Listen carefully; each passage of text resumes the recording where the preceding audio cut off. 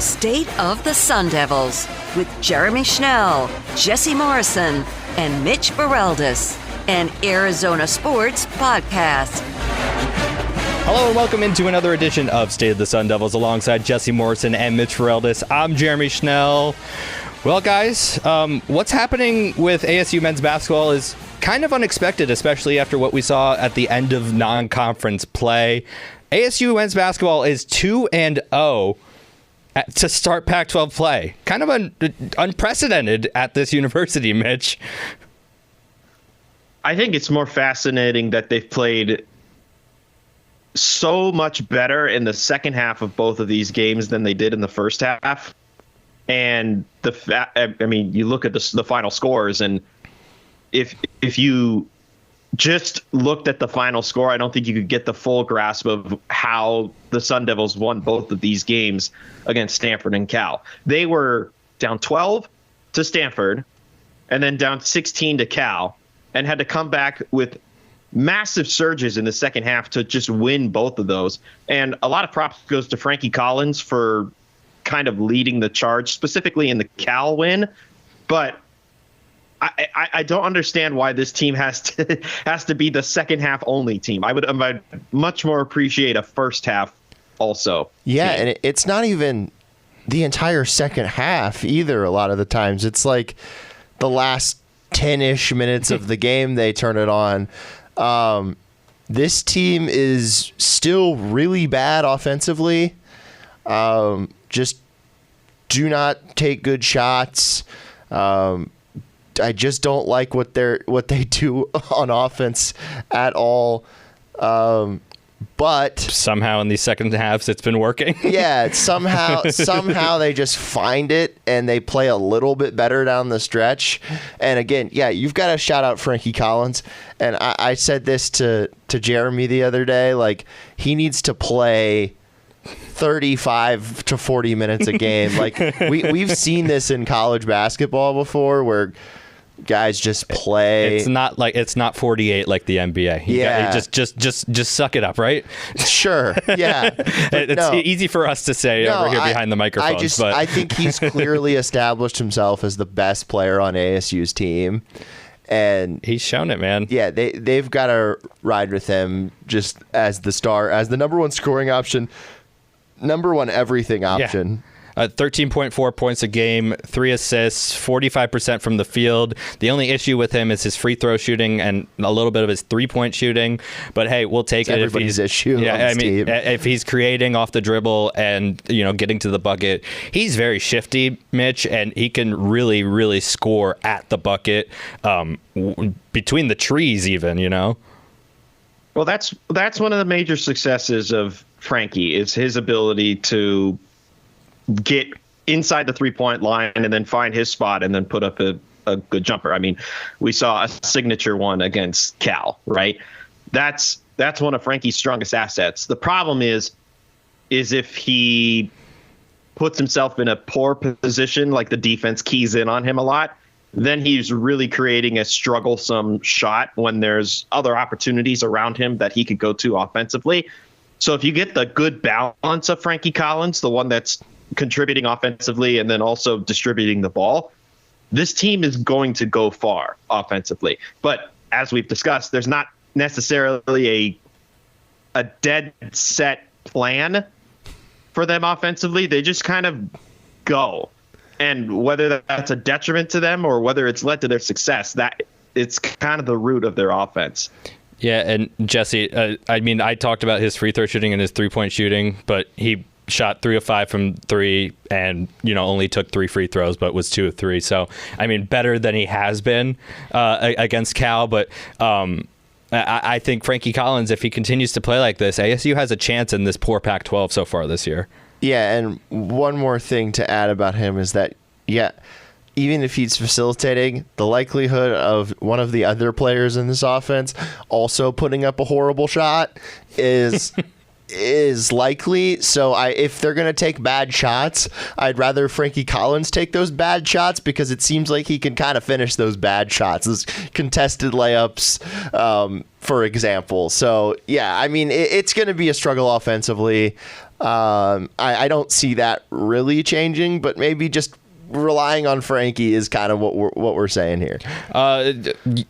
A big get for someone that came back the other day is Sean Phillips Jr. Only played 11 minutes. Sounds like they're trying to ease him back into things. And Gaffney's done pretty good job playing the 5 while he's been out.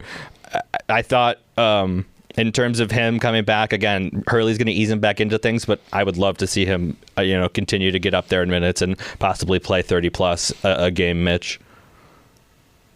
And they need him too, because I think a lot has been asked out of Bryant in these stretches too. And I mean, we've even seen him get moved back to the bench as a result of, kind of the taxing amount of minutes that he's had to play as the big man. Mm-hmm. And Sean Phillips, they kind of expect a lot of things out of him in terms of his ability and his strengths as a big man for this team, and someone who could finally solidify the big man position for a Bobby Hurley basketball team. That off the top of my head, like Romello White seems to be the last guy who was able to solidify that. Warren Washington. Yeah, I'll give Warren some credit. I liked Warren better than pretty much any big I've seen in my time out here in Arizona, to tell you the truth. Like, I mean, there was Vitaly Scheibel and people like that. I never thought I would have a Vitaly Scheibel reference on this podcast, but there were players like that were just tough watches, to be completely honest. Daquan Lake was a good I liked him. I thought he should have started over Romello at some points as well. Yeah, but he was very limited offensively, we figured out. But he could block shots. He could. And he could have awesome dunks. But overall, Mitch, Sean Phillips being back is a good thing, right? And doubled down with the fact that they're not going to have Zane Meeks for a while, it sounds like. Yes. It's really important that you have this kind of health with Sean Phillips where you can get it. Yeah, so Zane Meeks is out indefinitely, Bobby Hurley said, with a foot injury, and then Bryson Long as well. He's out this weekend. Unspecified medical issue per Hurley. He could return against Washington on January 11th, though. But hey, coming up, Jesse, Utah 11-2. They play tonight at DFA. You will be there. I will. What are you looking to see from this team tonight? I would love to see them not get into a hole. This game, easier said than done. It would be nice if they wouldn't, score or have to do a big comeback in the second half. It would be nice if they kept it close in the first half. They don't even have to have the lead, but maybe have it be a 5-point game going into the locker room, and then come out in the second half and do their thing. Utah again, 11-2, good team.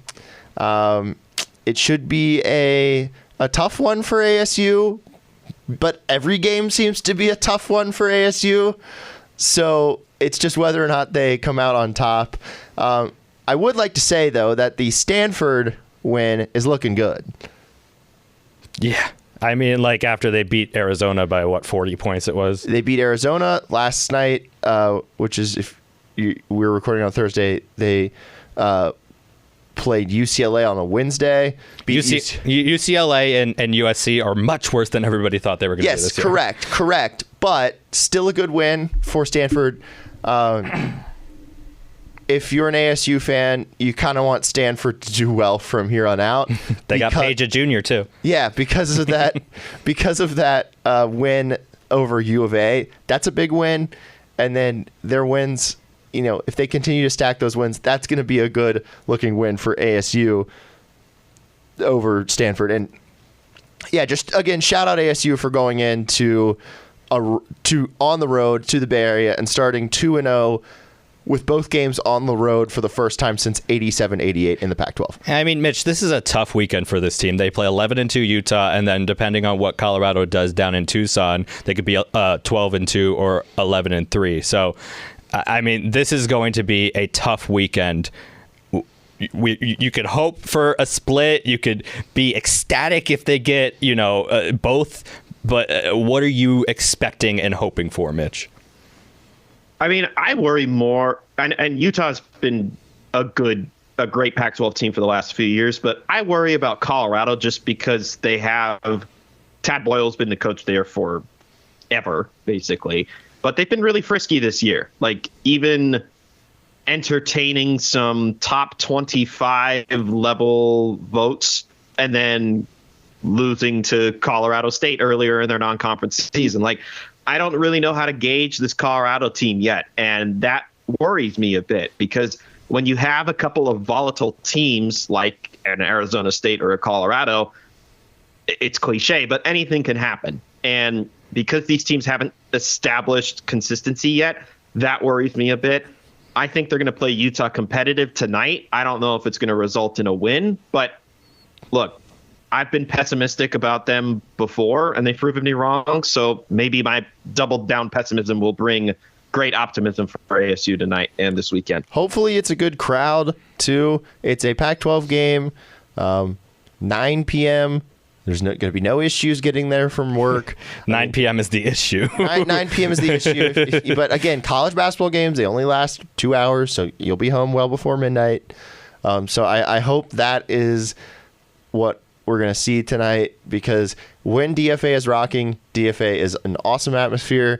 When it's not, it can be really stale in there. Yeah. But yeah, they're going to need it for this stretch of games.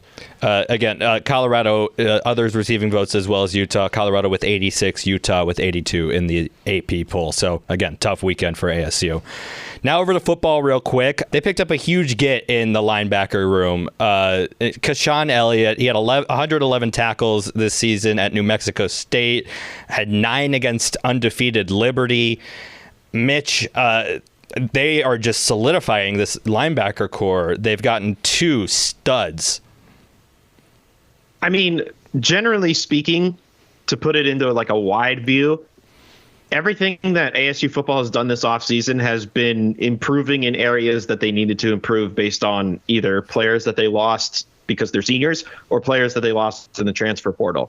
And they're not getting in like the lower level end talent guys. They're getting top players from the prior program that they were with or really good high school recruits from different parts of the country. And Keyshawn Elliott, I see as like when they brought in Clayton Smith this past year and he immediately became a great tandem with BJ Green off the edge. I see that kind of a role for Keyshawn Elliott this upcoming season, where he just always finds himself in the right spot at the right time on the field for them. Yeah, I just, with picking up group of 5 guys, my only thing is that I just hope that their success at the group of 5 level translates to the power 5 level or power 4. I don't really know what we're going to call it next year. But yeah, I'm excited though. 111 tackles is 111 tackles, and the 9 against a team that played in the Fiesta Bowl and had they played mostly poorly in the Fiesta Bowl, but there were some bad calls that went against them, and they had the lead. Are you blaming the refs on? No, absolutely not. But they did have the lead on the Oregon Ducks after 1 quarter in the Fiesta Bowl, so that is impressive, and I think that they've only gotten better this offseason. This transfer portal season for ASU has been spectacular. I think it's really galvanized the fan base and helped people believe in what Kenny Dillingham is doing in Tempe, Jesse. You don't need to necessarily have the greatest high school recruiting anymore, at least. Yeah, exactly. You can go through the transfer portal route. ASU can be a secondary destination program, which sounds kind of bad, but I have no issue with it if it's going to lead to success, and you can still pick up guys with 2, 3, even 4 years of eligibility remaining. So, I like the strategy. They're obviously highly ranked in this transfer portal cycle. So, I'm excited for it. Yeah. Let's go around Sun Devil Athletics real quick before we get out of here. The hockey team won I can't say that. Adirondack. Thank you. The Winter Invitational in Lake Placid over the weekend. So they host the Desert Hockey Classic this weekend. against and they're still number 13 in the nation. They haven't moved from that spot, it feels like, in over a month. Yeah, they play Harvard in their first game on Friday. But yeah, super cool. This play at the Miracle on Ice. Yeah, site. they played at Herb Brooks Arena, which was the site of Herb Brooks's team, the Team USA. Great moments are born from great opportunity. Jeremy's gonna start quoting his favorite movie. That's what you have here tonight, boys. Okay, go ahead. But anyway, Miracle on Ice occurred at the same arena that ASU won this game, with Sun Devil alum Al Michaels on the call of that game. So just overall kind of a full circle cool moment for Arizona State hockey. One of the cooler moments, I would say, in their program's history so far. Who are we playing? Sweden. You're dang right, Sweden! In the Olympics! Okay. Women's basketball, they lost 65-55 to Santa Clara. They're a good team, Jesse. I know you were at that game on Saturday. It was in front of Diana Taurasi and Penny Taylor, no less. Yep. And it doesn't get much easier for them. They got number 15 Utah on Friday and number 5 Colorado on Sunday. Yeah, the rare weird Pac-12 weekend where we're getting both teams home playing the same schools. So that's interesting. And yeah, 4 really good teams coming in here this weekend. Big opportunity. And the women's teams are even better than the men's teams for Colorado and Utah. Colorado, Jalen Sherrod, look out for her on Sunday. She's really good. Alyssa Peely has been in college forever. She's on Utah.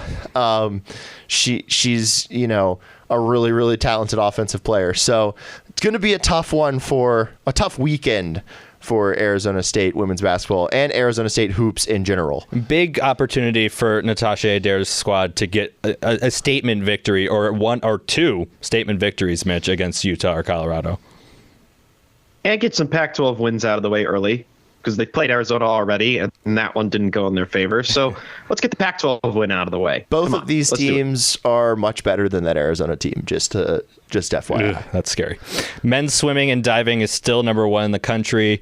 Women's swimming and diving, number 19. Senior meet for both swimming and diving teams against GCU on Saturday. Wrestling is 1 and 2. They face Iowa State on Friday. That's at a high school? Hamilton High School. That's where they're playing. So if you want to check that out. Yeah, I don't know if that was a previously scheduled thing or if it's just because there are so many events this weekend at both DFA and... Couldn't they have gotten the Madhouse on McDowell or... Yeah, but I mean, you could go out to one of these high schools, which... I don't know if why they're couldn't they go to like Tempe High School or something like that? Yeah, but like Hamilton's a really big school. I'm guessing they have a very large gym. Anyway, good luck to the wrestling team taking on Iowa State. And then home opener for gymnastics on Monday against Central Michigan. Do you know where that is, Jesse? Is that one of DFA or Mullet? I did not check that. You believe so? I will. I'm on it. Okay. And then Mitch, how about this? Joey Decord, the first ever shutout in a Winter Classic game. What could you say about that, Mitch? The entrance was freaking awesome. Oh my God, with the fire. He's leading the Kraken out, and they're tossing the fish over. But you saw the pictures. You saw the pictures with the fire just in the air next to the player. Oh, it was awesome. Oh, and then the save that he had against Jack Eichel was just ridiculous. Like, Joey Decord is all of a sudden becoming an excellent goalie option for a Kraken team that made the playoffs and advanced a couple of rounds last year. Really awesome to see him thrive. Yeah, Jack Eichel looked up to the sky, not understanding what had happened to him in the final 2 minutes of that game, and Joey Decord secured that shutout. Still haven't found it because it's not on the schedule where they are playing. Let me look at it again. But I want to say, while I'm continuing to look this up, James Harden came back to the Valley, and he wore Sun Devil shoes. That's right. For the Clippers when they beat the Suns. You can check out our story Wednesday. on ArizonaSports.com. Yeah, they were. I feel like basketball shoes are kind of starting to go back. They looked like a little bit like, basketball shoes you would see somebody wearing in the 2000s. They're cool looking, yeah. But you could check out my pictures of them on ArizonaSports.com as well. And again, I'm still looking for this home opener here, and I still cannot find where it is. I will say, we'll say one more thing, Mitch. Shout out to the end of the Pac-12 in football. Not over yet. Still got Washington It's alive. not over yet. We've got Washington in the finals, baby. I was also going to say, and I'm sorry if I'm forgetting anyone off the top of my head, but congrats to Brandon Ayuk and the rest of the 49ers, the number 1 seed in the NFC. So Ayuk going back to the playoffs. Rashad White and the Bucks, they need to win and get in if they wanted to advance. And anybody otherwise that I'm forgetting about? I'm not sure, but DFA. Yeah, there you go. It's in the bottom of the article on the sundevils.com. If you want to go see gymnastics on Monday, it's at DFA. Okay. Ayuk was snubbed from the Pro Bowl. What? Yeah. What? He'll be an injury replacement or a Super Bowl replacement if they don't make it to the Super Bowl, but he was snubbed. He's been one of the best receivers in the league. Correct. He's been on my fantasy team all year and has been incredible. Ridiculous. Anyway, that's going to do it for this edition of State of the Sun Devils. Thank you so much for listening. You can find us on Twitter, Instagram, Facebook, and Threads. We have Threads. At AZ Sports Devils on every single one of those platforms is where you can find us. You can find us on YouTube. We do every single episode on YouTube. It's the Arizona Sports YouTube channel. It's very easy to find. You can go to arizonasports.com, click on the video tab there. That's where you can find us. It's very simple. Thank you so much for listening, though. 72 receptions, 1,317 yards. He's leading the NFL in yards per catch, 18.3. Ridiculous. 7 tutties. Thank you so much for listening, and we'll see you next time.